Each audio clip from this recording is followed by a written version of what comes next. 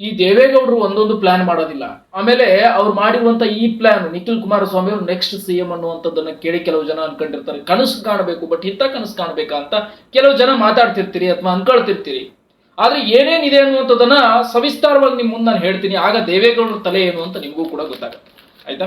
So ಬನ್ನಿ, ಹಾಗಾದ್ರೆ ದೇವೇಗೌಡರು ಮುಂದಿನ ಬಾರಿ ನಿಖಿಲ್ ಕುಮಾರಸ್ವಾಮಿ ಅವರನ್ನ ಸಿಎಂ ಮಾಡುವಂತ ಎಲ್ಲಾ ತಯಾರಿಗಳನ್ನ ನಡೆಸ್ಕೊಂಡಿರೋದು ಹೇಗೆ, ಅದು ಪಕ್ಷದಲ್ಲಿ ಹೇಗೆ ಹೊರಗಡೆ ಬಂತು, ಯಾವ್ಯಾವ ಸಂಘಟನೆಗಳಲ್ಲಿ ಮಾತು ಕೇಳಿ ಬರ್ತಾ ಇದೆ, ಎಲ್ಲ ಸಂಕ್ಷಿಪ್ತ ನಿಮ್ಮ ಮುಂದೆ ಹೇಳ್ತೀನಿ. ದೇವೇಗೌಡರು ಯಾವ್ಯಾವ ರೀತಿ ಪ್ಲಾನ್ ಮಾಡ್ಕೊಂಡಿದ್ದಾರೆ ನಿಖಿಲ್ ಕುಮಾರಸ್ವಾಮಿ ಅವರನ್ನ ಮುಖ್ಯಮಂತ್ರಿ ಮಾಡ್ಲಿಕ್ಕೆ.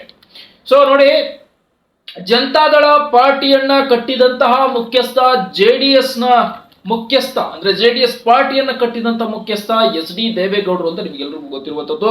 ಸ್ಥಾಪನೆ 1999ರಲ್ಲಿ ಸ್ಥಾಪನೆಯನ್ನ ಮಾಡ್ತಾರೆ ಎಚ್.ಡಿ. ದೇವೇಗೌಡರವರು. ನಂತರ ಜುಲೈನಲ್ಲಿ ಜನತಾದಳ ಈ ಒಂದು ಪಾರ್ಟಿಯನ್ನ ಜುಲೈನಲ್ಲಿ ಕಟ್ಟಿರ್ತಾರೆ ಎಚ್.ಡಿ. ದೇವೇಗೌಡರು. ಅಲ್ಲಿಂದ ಇಲ್ಲಿಯವರೆಗೂ ಕೂಡ ಸಾಕಷ್ಟು ಜನ ಜೆಡಿಎಸ್ ಜನತಾದಳ ಪಾರ್ಟಿಯಿಂದ ಬೆಳೆದು ಹೋಗಿರ್ತಕ್ಕಂಥವ್ರು ಇದ್ದಾರೆ. ನೋಡಿ, ನಿಮಗೆಲ್ಲ ಅನಿಸ್ಬೋದು ಏನ್ ಜೆಡಿಎಸ್ ಅಂದ್ರೆ ಅಂತ. ಈಗ ಆ ಒಂದು ತನ್ನ ಶಕ್ತಿಯನ್ನ ಕಳ್ಕೊಂಡು ಆ ರೀತಿ ಆಗಿದೆ ವಿನಃ, ಆದ್ರೆ ಮುಂಚೆ ಎಲ್ಲ ಜೆಡಿಎಸ್ ಜನತಾದಳ ಪಾರ್ಟಿ ಅಂದ್ರೆ ಈ ಎರಡೂ ಪಕ್ಷ ಕಾಂಗ್ರೆಸ್ ಬಿಜೆಪಿಗಿಂತಲೂ ಬಹಳ ಬಲಿಷ್ಠವಾಗಿತ್ತು. ಸೊ ಜೆಡಿಎಸ್ ಅಂದ್ರೆ ಈ ಎರಡು ಪಕ್ಷಗಳಿಗೂ ನಡುಕುಂಟಾಗ್ತಾ ಇತ್ತು. ಆ ರೀತಿ ದೇವೇಗೌಡರು ಈ ಪಕ್ಷವನ್ನ ಕಟ್ಕೊಂಡು ಬಂದಿದ್ರು. ಯಾವಾಗ ದೇವೇಗೌಡರು ವಯಸ್ಸಾಗ್ತಾ ಹೋಯ್ತು, ಯಾವಾಗ ಅವ್ರು ಮಾಡ್ತಾ ಇರುವಂತಹ ಆಡಳಿತಗಳು ಕುಮಾರಸ್ವಾಮಿ ಅವ್ರ ಕೈಯಲ್ಲಿ ಬಂತು, ಆಗ ಒಂದಿಷ್ಟು ಜೆಡಿಎಸ್ ಜನತಾದಳ ಪಾರ್ಟಿ ವೀಕ್ ಆಗ್ತಾನೆ ಬಂತು. ಅಂದ್ರೆ ಕುಮಾರಸ್ವಾಮಿ ಅವರು ಅಷ್ಟು ಬಲಿಷ್ಠವಾಗಿ ನಿಲ್ಲಲಿಲ್ಲ ಅಂತಲ್ಲ, ಅವ್ರು ನಿತ್ರೂ ಕೂಡ ತನ್ನ ಪಕ್ಷ ಅಸ್ತಿತ್ವವನ್ನು ಕಳ್ಕೊಳ್ತಾ ಬಂತು. ಯಾಕಂತಂದ್ರೆ ಉತ್ತಮ ನಾಯಕರೆಲ್ಲ ಪಕ್ಷವನ್ನ ಬಿಟ್ಬಿಟ್ಟು ಹೋಗೋದಕ್ಕೆ ಶುರು ಮಾಡ್ಕೊಂಡ್ರು. ಅದು ಯಾಕೆ ಅನ್ನೋದು ಕೂಡ ನಿಮಗೆ ನಾನು ಹೇಳ್ತೀನಿ. ಯಾಕಂದ್ರೆ ಅಧಿಕಾರವನ್ನ ಬರೀ ಕೇವಲ ಕುಟುಂಬದಲ್ಲಿ ಕೂಡ್ಲಿಕ್ಕೆ ಶುರು ಮಾಡಿದ್ರು, ಇಲ್ಲ ನಮಗೆ ಅಧಿಕಾರ ಸಿಗಲ್ಲ ಅಂತ ಎಲ್ಲ ಈ ಸಿದ್ದರಾಮಯ್ಯನಂತವರೆಲ್ಲ ಏನ್ ಮಾಡಿದ್ರು ಅಂದ್ರೆ ಪಕ್ಷವನ್ನ ಬಿಟ್ಟು ಹೋದ್ರು. ಸಿದ್ದರಾಮಯ್ಯನೂ ಕೂಡ ಮೊದಲು ಜೆಡಿಎಸ್ ನಲ್ಲೇ ಇದ್ದ, ಈಗ ಆತ ಕಾಂಗ್ರೆಸ್ಗೆ ಹೋಗಿರುವಂತದ್ದು. ನೀವೆಲ್ಲ ಕೇಳಬಹುದು ಯಾಕೆ ಜೆಡಿಎಸ್ ಬಿಟ್ಟು ತೊರೆದ್ರು ಅಂತ. ಜೆಡಿಎಸ್ ನಲ್ಲಿ ಅವರಿಗೆ ಸಿಗೋದಿಲ್ಲ ಸ್ಥಾನಗಳು ಅನ್ನೋದು ಗೊತ್ತಾಯ್ತು, ಹಾಗೆ ಹೋದ್ರು. ಸೊ ಇರ್ಲಿ, ಅದ್ರವರೆಗೂ ಉತ್ತಮ ಸ್ಥಾನವನ್ನ ದೇವೇಗೌಡರು ಕೊಟ್ಟಿದ್ರು. ತಾಯಿಗೆ ಏನೋ ಮಾಡ್ತಾರಂತ ಹಂಗಾಯ್ತಿದ್ದು, ಇರ್ಲಿ ಬಿಡಿ, ಉಣಿಸಿದ ತಾಯಿಗೆ ಏನೋ ಆಗುತ್ತೆ ಅಂತ. ಆದ್ರೆ ನಿಖಿಲ್ ಕುಮಾರಸ್ವಾಮಿ ಅವರನ್ನ ಮುಖ್ಯಮಂತ್ರಿ ಮಾಡ್ತೀನಿ 2028ರ ಚುನಾವಣೆಯಲ್ಲಿ ಅಂತ ದೇವೇಗೌಡರು ಈಗ ಈ ವಯಸ್ಸಿನಲ್ಲೂ ಕೂಡ ಕಡಾಖಂಡಿತವಾಗಿ ಪ್ಲಾನ್ ಮಾಡ್ತಾ ಇರೋದಂತೂ ಇದೊಂಥರ ನಿಗೂಢ ರಹಸ್ಯವನ್ನ ಕೆದಕ್ತಾ ಇದೆ. ಯಾವ ರೀತಿ ಏನೇನಿರ್ಬೋದು, ಯಾಕೆ ಅಂತ ನೋಡೋಣ. 2028ರ ಚುನಾವಣೆಯಲ್ಲಿ ಹೇಗೆ ಮುಖ್ಯಮಂತ್ರಿ ಮಾಡ್ತೀನಿ ಅಂತ ದೇವೇಗೌಡರು ಕನಸನ್ನು ಕಾಣ್ತಾ ಇದ್ದಾರೆ ಅಥವಾ ಪ್ಲಾನಿಂಗ್ ಅನ್ನ ಮಾಡ್ಕೊಡ್ತಾ ಇದ್ದಾರೆ ಅಂದ್ರೆ, ಬಿಜೆಪಿ ಭಾರತೀಯ ಜನತಾ ಪಾರ್ಟಿ ಆಗ್ಲಿ ಅಥವಾ ಕಾಂಗ್ರೆಸ್ ಆಗ್ಲಿ ಸತತ ಈ ಪಕ್ಷಗಳು ಅಧಿಕಾರವನ್ನ ಮಾಡ್ತಾನೆ ಬಂದಿವೆ. ಯಾವುದು ಬಿಜೆಪಿ ಆಗಲಿ ಕಾಂಗ್ರೆಸ್ ಆಗಲಿ. ಈಗ ಬಿಜೆಪಿಗೂ ಕೂಡ ಈ ಬಿಜೆಪಿ ಏನಪ್ಪ ಇದು ಅಂತ ಅನ್ಕೊಂಡೆ ಕಾಂಗ್ರೆಸ್ಗೆ ಭರ್ಜರಿಯಾದಂತ ಮತ ಹಾಕಿ 136 ಸೀಟ್ಗಳನ್ನ ತೆಗೆದುಕೊಂಡು ಕಾಂಗ್ರೆಸ್ ಪಕ್ಷವನ್ನ ಗೆಲ್ಲಿಸಿತ್ತು ಜನ, ಕರ್ನಾಟಕದ ಜನ. ಬಿಜೆಪಿಗೆ ಬ್ಯಾಸತ್ತಿತ್ತು ಜನ, ಯಾಕಂದ್ರೆ ಭಾರತೀಯ ಜನತಾ ಪಾರ್ಟಿ ಕೂಡ ಅದೇ ತರ ಅಧಿಕಾರ ನಡೆಸ್ಕೊಂಡ್ ಬಂದಿತ್ತು. ಇದೇನು ಒಳ್ಳೆ ತರ ಅಧಿಕಾರ ನಡೆಸ್ಬಿಡ್ತು ಬಿಜೆಪಿ ಅಂತ ಹೇಳಲಿಕ್ಕೆ ಆಗುದಿಲ್ಲ. ಇದು ಕೂಡ ಜನರಿಗೆ ಬೇಸತ್ತು ರೀತಿಯಲ್ಲೇನೆ ಬಿಜೆಪಿ ಕೂಡ ತನ್ನ ವ್ಯಕ್ತಿತ್ವವನ್ನು ಕಳ್ಕೊಳತ್ತು. ಹಾಗಾಗಿ ಬಿಜೆಪಿ ಹೀನಾಯವನ್ನ ಸೋಲು ಅನುಭವಿಸಿತು. 66 ಸೀಟ್ಗಳು, ಕಾಂಗ್ರೆಸ್ 136 ಸೀಟ್ಗಳೊಂದಿಗೆ ಜಯಬಾರಿಸಿತು. ಸೊ ಅಧಿಕಾರ ಗಿಟ್ಟಿಸ್ಕೊಳ್ತು. ಆದ್ರೆ ಬಿಜೆಪಿ ತನ್ನ ಅಸ್ತಿತ್ವವನ್ನೇ ಕರ್ನಾಟಕ ರಾಜ್ಯದಲ್ಲಿ ಸಂಪೂರ್ಣವಾಗಿ ಕಳ್ಕೊಳ್ತು. ಕಾರಣ, ಸೊ ಜನರಿಗೆ ಏನು ಒಳ್ಳೇದು ಮಾಡಲಿಲ್ಲ ಅಥವಾ ಬಿಜೆಪಿಗೆ ಜನ ಬೇಸತ್ತಿತ್ತು ಅಂತ ಹೇಳಿ ಕಾಂಗ್ರೆಸ್ ಪಕ್ಷವನ್ನ ಭರ್ಜರಿ ಜಯಗೊಳಿಸ್ತು. ಸೊ ಇದು ದೇವೇಗೌಡರ ಲೆಕ್ಕಾಚಾರ. ಈಗ ಆವಾಗ ಬಿಜೆಪಿಗೆ ಬೇಸತ್ತಿದ್ದ ಜನ ಈಗ ಮತ್ತೆ ಕಾಂಗ್ರೆಸ್ಗೂ ಕೂಡ ಬೇಸತ್ತು ಹೋಯ್ತು. ಅಧಿಕಾರದಲ್ಲಿದ್ದಂತ ಈ ಕಾಂಗ್ರೆಸ್ಗೆ ಕೂಡ ಬೇಸತ್ತು ಹೋಗಿದೆ ಜನ. ಯಾಕೆ ಕಾಂಗ್ರೆಸ್ಗೂ ಮತ ಹಾಕ್ಬಿಟ್ಟಿದೀವಪ್ಪ ಅನ್ನುವ ಲಿಸ್ಟಿಗೆ ಬಂದಿದೆ. ಹಾಗಾಗಿ ಮುಂದಿನ ಸಲ 2028ರ ಚುನಾವಣೆಯಲ್ಲಿ ಇದು ದೇವೇಗೌಡರ ಲೆಕ್ಕಾಚಾರ. ಆಯ್ತಾ? ದೇವೇಗೌಡರ ಲೆಕ್ಕಾಚಾರ ತೆಗೆದಿರುವಂತದ್ದು ಜೆಡಿಎಸ್ ಜನತಾದಳ ಪಾರ್ಟಿಯಲ್ಲಿ. ಮುಂದಿನ ಸಲ ಭಾರತೀಯ ಜನತಾ ಪಾರ್ಟಿಗೂ ಕೂಡ ಬೇಸತ್ತಿದೆ ಜನ, ಕಾಂಗ್ರೆಸ್ಗೂ ಕೂಡ ಬೇಸತ್ತಿದೆ. ಹಾಗಾಗಿ ಜೆಡಿಎಸ್ ಪಕ್ಷದ ಕಡೆ ಜನ ಬಹಳಿಲ್ಲ, ಸ್ವಲ್ಪವಾದ್ರೂ ಜೆಡಿಎಸ್ಗೆ ಜನ ಮುಖ ಹಾಕತ್ತೆ ಅಥವಾ ಜೆಡಿಎಸ್ಗೆ ಜನ ಗುರುತಿಸ್ಲಿಕ್ಕೆ ನೋಡುತ್ತೆ ಅನ್ನುವ ಲೆಕ್ಕಾಚಾರ ಎಚ್.ಡಿ. ದೇವೇಗೌಡರವ್ರದ್ದಾಗಿದೆ. ಸೊ ಹಾಗಾಗಿ ಅವರ ಲೆಕ್ಕಾಚಾರ ಯಾವ ರೀತಿ ಮುಂದುವರಿತಾ ಇದೆ ಅಂತ ಅನ್ನೋದಾದ್ರೆ, ಬಿಜೆಪಿಗೆ ಕೂಡ ಬೇಸತ್ತಿದ್ದ ಜನ, ಕಾಂಗ್ರೆಸ್ಗೂ ಕೂಡ ಬೇಸತ್ತ ಜನ ಜೆಡಿಎಸ್ ಕಡೆ ಬರ್ತಾರೆ ಅನ್ನುವಂಥದ್ದು ದೇವೇಗೌಡರ ಲೆಕ್ಕಾಚಾರ ಇದು. ಹಾಗೆ ಆಗತ್ತೆ ಅನ್ನುವ ಲೆಕ್ಕಾಚಾರವನ್ನ ತೆಗೆದಿಟ್ಕೊಂಡಿರುವಂತಹ ದೇವೇಗೌಡರು ನೆಕ್ಸ್ಟ್ ತನ್ನ ಮೊಮ್ಮಗ ಅಂದ್ರೆ ನಿಖಿಲ್ ಕುಮಾರಸ್ವಾಮಿ ಅವರನ್ನ ಮುಖ್ಯಮಂತ್ರಿಯ ಸ್ಥಾನದಲ್ಲಿ ಕೂರಿಸಬೇಕು ಅನ್ನೋ ಲೆಕ್ಕಾಚಾರ. ಇದಾಗತ್ತಾ? ಕೆಲವ್ರಿಗೆ ಅನ್ಸುತ್ತೆ ಇದು ಏನಪ್ಪ ಕನಸು ಕಾಣಬೇಕು ಬಟ್ ಹಗಲು ಕನಸು ಕಾಣಬಾರ್ದು ಅಂತ. ಆದ್ರೆ ದೇವೇಗೌಡರ ಲೆಕ್ಕಾಚಾರದ ಪ್ರಕಾರ ಇದು ಯಾವ ರೀತಿ ಇದೆ ಅನ್ನೋದನ್ನ ಸಂಕ್ಷಿಪ್ತವಾಗಿ ನಿಮ್ಮ ಮುಂದಿರ್ತೀನಿ, ಹೇಳ್ತೀನಿ, ಕೇಳ್ತಾ ಹೋಗಿ. ಸೊ ಬಿಜೆಪಿಗೆ ಬೇಸತ್ತ ಅರ್ಧ ಜನ, ಕಾಂಗ್ರೆಸ್ಗೆ ಬೇಸತ್ತ ಅರ್ಧ ಜನರಲ್ಲಿ ಹಾನೆಸ್ಟ್ ಅಂದ್ರೆ ಜಾತೀಯತೆ ನೋಡದೆ, ಪಕ್ಷವನ್ನ ನೋಡದೆ, ರಾಜ್ಯದ ಭವಿಷ್ಯವನ್ನ ನೋಡುವಂತಹ ಜನ ಮತ್ತು ಅಭಿವೃದ್ಧಿಯನ್ನ ನೋಡ್ತಕ್ಕಂಥ ಜನಗಳು ಕೂಡ ಇದ್ದೇ ಇರ್ತಾರೆ. ಇಂತಿಷ್ಟ ಪರ್ಸೆಂಟ್ ಅಂತ ಇರ್ತಾರೆ. 100% ಅಲ್ಲಿ ಒಂದು 30% ಆದ್ರೂ ಒಂದು ಅಭಿವೃದ್ಧಿಯನ್ನ ಅಥವಾ ಮತ್ತು ರಾಜ್ಯದ ಹಿತ ಭವಿಷ್ಯವನ್ನ ನೋಡ್ತಕ್ಕಂಥ ಜನರು ಇರ್ತಾರಲ್ಲ, ಆ ಜನ JDS ಜನತಾದಳ ಪಾರ್ಟಿಗೆ ಮತ ಹಾಕ್ತಾರೆ 2028 ಚುನಾವಣೆಯಲ್ಲಿ ಅನ್ನೋದು ಈ ದೇವೇಗೌಡರ ಲೆಕ್ಕಾಚಾರ.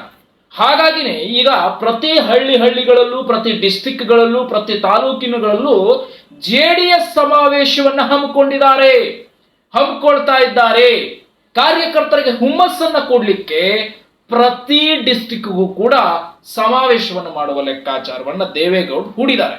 ಅದು ನಿಖಿಲ್ ಕುಮಾರಸ್ವಾಮಿ ಅವ್ರನ್ನ ಕರ್ಕೊಂಡು, HD ಕುಮಾರಸ್ವಾಮಿ ಅವ್ರನ್ನ ಕರ್ಕೊಂಡು ಎಲ್ಲ ಕಡೆ ಸಮಾವೇಶದ ಲೆಕ್ಕಾಚಾರವನ್ನು ಹುಡ್ಕೊಂಡಿದ್ದಾರೆ.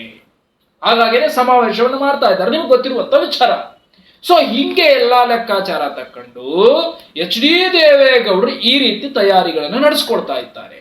ಇನ್ನು ಕಾಂಗ್ರೆಸ್ ಮತ್ತು ಬಿಜೆಪಿಗೂ ಜನ ಬೇಸತ್ತು, ಕಾಂಗ್ರೆಸ್ಗೂ ಬೇಸತ್ತಿರೋ ಜನ ಹೋಟೆಲ್ ಹಾಕಬೇಕು, JDSಗೆ ಹಾಕಬೇಕು. ಆ ಲೆಕ್ಕಾಚಾರ ದೇವೇಗೌಡರ ಕೈಯಲ್ಲಿದೆ.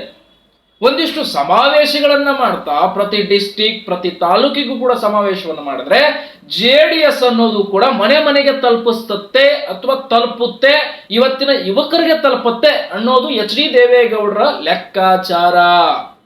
ಸೊ ಹಾಗಾಗಿನೇ ನಿಖಿಲ್ ಕುಮಾರಸ್ವಾಮಿ ಯುವ ನಾಯಕನಾಗಿ JDS ಪ್ರಮುಖ ಮುಖಂಡನಾಗಿ ಮುಂದೆ ಸಾಗ್ತಾ ಇರುವಂತಹ ಈ ಒಂದು ಏನು ಲೆಕ್ಕಾಚಾರವಿದೆ, 2028 ಚುನಾವಣೆಯಲ್ಲಿ ಮಿನಿಮಮ್ ಏನೂ ಇಲ್ಲ ಅಂದ್ರೂ ಕೂಡ ಒಂದು 35ರಿಂದ 40 ಸೀಟುಗಳನ್ನು ಗೆಲ್ಲುವ ಲೆಕ್ಕಾಚಾರದಲ್ಲಿ JDS ಜನತಾದಳ ಪಾರ್ಟಿ ಇದೆ ಅನ್ನುವಂಥದ್ದು ಗೊತ್ತಾಗ್ತಾ ಇದೆ. ಟಾರ್ಗೆಟ್ ಇಟ್ಕೊಂಡಿರೋದು 50. ಒಂದು 35ರಿಂದ 40 ಸೀಟುಗಳನ್ನು ಗೆದ್ರೆ ಈ ಕಡೆ ಕಾಂಗ್ರೆಸ್ಗೂ ಮೆಜಾರಿಟಿ ಆಗಲ್ಲ, ಆ ಕಡೆ ಬಿಜೆಪಿಗೆ ಮೆಜಾರಿಟಿ ಆಗಲ್ಲ. ಆ ಟೈಮಿಂಗ್ ನಲ್ಲಿ HD ಕುಮಾರಸ್ವಾಮಿ ಅವರ ಕುಟುಂಬಕ್ಕೆ, HD ದೇವೇಗೌಡರ ಕುಟುಂಬಕ್ಕೆ ಈ ಕಡೆ ಬಿಜೆಪಿನೂ ಮನೆ ಹಾಕತ್ತೆ, ಈ ಕಡೆ ಕಾಂಗ್ರೆಸ್ನೂ ಮನೆ ಹಾಕತ್ತೆ. ಆಗ ಅದಕ್ಕೆ ಯಾವ ಮನೆ ಇಷ್ಟ ಆಗತ್ತೋ ಆ ಮನೆಯನ್ನ ಉಪಯೋಗಿಸ್ಕೊಂಡು ಪೀಠಾಧೀಶನ ಮೇಲೆ ಕುತ್ಕೊಳ್ಳಕ್ಕೆ ನಿಖಿಲ್ ಕುಮಾರಸ್ವಾಮಿ ಅವ್ರನ್ನ ಕೂರ್ಸೋಕೆ ದೇವೇಗೌಡರ ಲೆಕ್ಕಾಚಾರ. ಇದು HD ದೇವೇಗೌಡರ ಲೆಕ್ಕಾಚಾರ ಹೊರತು ಇನ್ಯಾರ ಲೆಕ್ಕಾಚಾರವೂ ಅಲ್ಲ. ಯಾಕಂದ್ರೆ ಕೇವಲ 2 ಕ್ಯಾಂಡಿಡೇಟ್ಸ್ಗಳನ್ನ ಇಟ್ಕೊಂಡು ಪ್ರಧಾನಮಂತ್ರಿ ಆಗಿರ್ತಕ್ಕಂಥ ದೇವೇಗೌಡರ ಲೆಕ್ಕಾಚಾರ ಅಷ್ಟು ಸರಳ ಮತ್ತು ಅಷ್ಟು ಹೀನ ಅಂತ ಅನ್ಕೊಳ್ಳಿಕ್ ಆಗುದಿಲ್ಲ. ಯಾಕಂದ್ರೆ ದೇವೇಗೌಡರ ಲೆಕ್ಕಾಚಾರ ಹಾಕಿದ್ರೆ ಆ ಲೆಕ್ಕಾಚಾರ ಬಹಳಷ್ಟು ಸುಗೂಣವಾಗಿ ಸಾಕ್ತಾ ಇರುತ್ತೆ. ಆಮೇಲೆ ರಾಜಕೀಯದಲ್ಲಿ ಚಾಣಾಕ್ಷತನದ ನಿಜವಾದ ತಲೆ ಅಂದ್ರೆ ದೇವೇಗೌಡರು ಅನ್ನೋದು ನಿಮಗೆ ನೆನಪಿರಲಿ. ಯಾಕಂದ್ರೆ ಕೇವಲ 2 ಸೀಟ್ಗಳನ್ನ ಇಟ್ಕೊಂಡು HD ದೇವೇಗೌಡರು ಪ್ರಧಾನಮಂತ್ರಿ ಸೀಟ್ ಮೇಲೆ ಕೂತ್ಕೊಂಡು ಬಂದ್ರು. ಇದೇ ಪ್ರಾದೇಶಿಕ ಪಕ್ಷ ಜನತಾದಳ ಪಾರ್ಟಿ JDS ನಿಂದ 2 ಸೀಟ್ ತಗೊಂಡು ಹೋಗಿ ಪ್ರಧಾನಮಂತ್ರಿ ಆಗಿರುವಂತಹ ತಲೆ ಅದು, ಇಂಥ ತಲೆ ಅಲ್ಲ. ಅಥವಾ ಪ್ರಾದೇಶಿಕ ಪಕ್ಷವನ್ನ ಕಟ್ಟಿ ಪ್ರಧಾನಮಂತ್ರಿ ಆಗಿರೋದು ಈ ಭಾರತದ ಇತಿಹಾಸದಲ್ಲಿ ಏನಪ್ಪಾ ಅಂತಂದ್ರೆ 2 ಸೀಟ್ನಿಂದ ದೇವೇಗೌಡರ ಇತಿಹಾಸ ಇದೆ. 2 ಸೀಟು 2 ಟೊಮ್ಯಾಟೊ ಅಂತೇಳಿ ಒಂದು ಸಿನಿಮಾದಲ್ಲಿ ಡೈಲಾಗ್ ಇದೆ ನೋಡಿ. ಹಂಗೆ 2 ಸೀಟ್ ತಗೊಂಡೋಗಿ ಪ್ರಧಾನಮಂತ್ರಿಯಾಗಿ ಇವತ್ತು ಮಾಜಿ ಪ್ರಧಾನಿಯ ಲಿಸ್ಟ್ ನಲ್ಲಿ ದೇವೇಗೌಡರು ಇರೋದು. ಅದು ನಮ್ಮ ಕರ್ನಾಟಕದ ಏಕೈಕ ಒಂದು ವ್ಯಕ್ತಿ ಪ್ರಧಾನಮಂತ್ರಿ ಅಂದ್ರೆ ಅದು HD ದೇವೇಗೌಡರು. ಸೊ ಹಾಗಾಗಿ HD ದೇವೇಗೌಡರ ಲೆಕ್ಕಾಚಾರದ ಪ್ರಕಾರ ಬಹುತೇಕ ಮುಂದಿನ 2028 ಚುನಾವಣೆಯಲ್ಲಿ ತನ್ನ ಮೊಮ್ಮಗ ನಿಖಿಲ್ ಕುಮಾರಸ್ವಾಮಿಯನ್ನ, ಯುವ ನಾಯಕನನ್ನ ಒಂದು ಮುಖ್ಯಮಂತ್ರಿಯ ಸ್ಥಾನದ ಮೇಲೆ ಕೂರಿಸಿ ಏನು ಖಾಲಿ ಹುದ್ದೆಗಳಿದೆಯಲ್ಲ, ಜಾಬ್ಗೆ ಖಾಲಿ ಹುದ್ದೆಗಳಿದೆಯಲ್ಲ, ಅವುಗಳನ್ನ ಭರ್ತಿ ಮಾಡಿಕೊಂಡು ಯುವಕರನ್ನ JDS ಜನತಾದಳ ಪಾರ್ಟಿ ಕಡೆ ತಿರುಗಿಸುವಂತ ಲೆಕ್ಕಾಚಾರ HD ದೇವೇಗೌಡರ ಲೆಕ್ಕಾಚಾರ. ಇನ್ನು ಕೂಡ ನೋಡಿ, ಈ ಒಂದು ಯುವ ಪೀಳಿಗೆಯನ್ನು ಕೂಡ ಆಸಕ್ತಿಯನ್ನು ಹೊಂದಿಸ್ಲಿಕ್ಕೆ ಜೆಡಿಎಸ್ ಜನತಾದಳ ಪಾರ್ಟಿಯ ಕಡೆ ಮುಖ ಮಾಡಿ ನೋಡ್ಲಿಕ್ಕೆ ಈಗ ದೇವೇಗೌಡರು ಕೂಡ ಶ್ರಮ ಹಾಕ್ತಿದ್ದಾರೆ ಅಂದ್ರೆ ನಿಜಕ್ಕೂ ಆ ದೇಹ ಮತ್ತು ಆ ಗೌಡ್ರ ಗತ್ತು ಗಮ್ಮತ್ತು ಒಂದು ಸಲ ಹೊಡಿಲೇಬೇಕು ನಾವೆಲ್ಲರೂ. ನಿಜ ಯಾಕೆ ಹೇಳ್ತಾ ಇದ್ದೀನಿ ಅಂದ್ರೆ ಇದನ್ನ ನಾನು ಅಷ್ಟು ಈಜಿ ಅಲ್ಲ ರಾಜಕೀಯ ಅಂದ್ರೆ. ಅದು ವಯಸ್ಸಾಗಿದ್ರ ಮೇಲೆ ಎದ್ರೆ ಕೂತ್ಕೊಳಕ್ ಬರಲ್ಲ, ಕೂತ್ಕೊಂಡ್ರೆ ಹೇಳಕ್ ಬರಲ್ಲ. ಆ ವಯಸ್ಸಿನಲ್ಲೂ ಕೂಡ ರಾಜಕೀಯ ಮಾಡ್ತಾರೆ. ನಿಖಿಲ್ ಕುಮಾರಸ್ವಾಮಿ ಅವರು ಮಾಡಬೇಕಿದ್ದ ಅಷ್ಟು ಪ್ಲಾನಿಂಗ್ಸ್ ಗಳನ್ನ ದೇವೇಗೌಡರು ಮಾಡ್ತಾರೆ. ಇನ್ನು ಅಂದ್ರೆ ಯಾರ ಕೈಯಿಂದ ಆಗತ್ರಿ ಇದಿಲ್ಲ. ಅದ್ಭುತ, ಅತ್ಯದ್ಭುತ. ನಿಮ್ಗೆ ಅದನ್ನೇ ಹೇಳಿದೆ ನಾನು. 22 ಸೀಟ್ ತಗೊಂಡು ಮಗನ್ನ ಅಂದ್ರೆ ಕುಮಾರಸ್ವಾಮಿ ಅವರನ್ನ ಮುಖ್ಯಮಂತ್ರಿ ಮಾಡ್ಬಿಟ್ರು ರಾಜ್ಯದಲ್ಲಿ.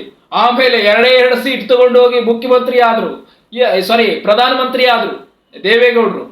ಸೊ ಇದನ್ನೆಲ್ಲ ನೋಡಿದಾಗ ಒಂಥರ ದೇವೇಗೌಡರು ಸಾಮಾನ್ಯದವರಲ್ಲ ಅಂತ ಅನ್ಸುತ್ತೆ.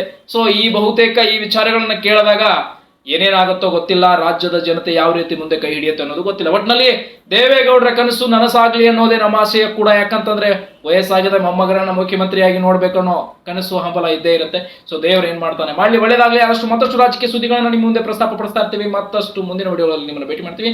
ನಾನು ನಿಮ್ಮ ಯುವರಾಜ್ ಗೌಡ ಮಿರ್ಚಿ.